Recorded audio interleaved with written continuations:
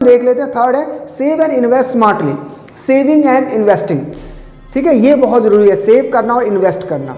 तो ये मैंने अपनी लाइफ में, कुछ लोग कहते हैं कि हाँ जी अपने बगैर लोन से बाइक कैसे ले ली, अपने बगैर लोन से मकान कैसे बना लिया, अपने बगैर लोन से ये कैसे कर लिया।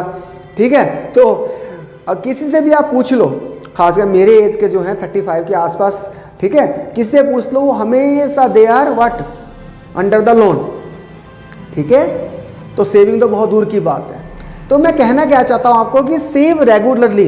जिनकी इनकम कम है, कोई आदमी कहता है, बहुत से लोग कहते हैं मैं तो 8,000 रुपये कमाता हूँ, 10,000 रुपये कमाता हूँ, 20,000 रुपये कमाता हूँ, ठीक है, खर्चे मुश्किल से पूरा होते हैं, तो मैं सेव कैसे करूँगा, इन्वेस्ट कैसे करूँगा। नहीं जी, इसमें कोई एक्सक्यूज़ नहीं है। अगर आप 10,000 रुपये कमाते हो, ठीक है, क्यों कमाते हो 10,000 रुपये? क्योंकि आपके पास स्किल्स 10,000 रुपये वाले हैं ना।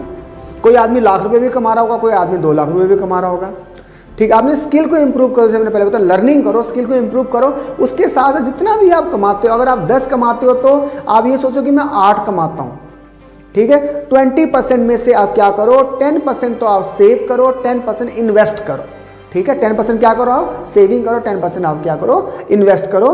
तो कभी भी आपको प्रॉब्लम नहीं होगा लाइफ में, आपकी लाइफ स्मूथली चलेगी। अगर ऐसा है कि अगर 10 कमा रहे हो और खर्चा आपका 15,000 का है, तो you will never be happy, आप कभी भी खुश नहीं रह सकते। अगर आप कमा तो 20 रहे हो, खर्चा आपका 25,000 का है, किसी भी कारण का खर्चा हो, ठीक है, कहीं घूमना हो, कुछ भी हो, अगर आप 20 कमा रहे हो, खर्चा आपका 25 का है, तो आप कभी भी खुश नहीं रहोगे। खुश रहने का यही तरीका है, चाहे आप सिर्फ रोटी खाओ, सब अचार भी ना खाओ, सब्जी भी ना खाओ, सिर्फ रोटी खाओ, पर अगर आप 20,000 रुपये कमा रहे हो तो खर्चा आपका किस में होना चाहिए, 17-18,000 में आपका होना चाहिए। 2,000 रुपये आप क्या करो, 1,000 रुपये सेव करो, 1,000 रुपये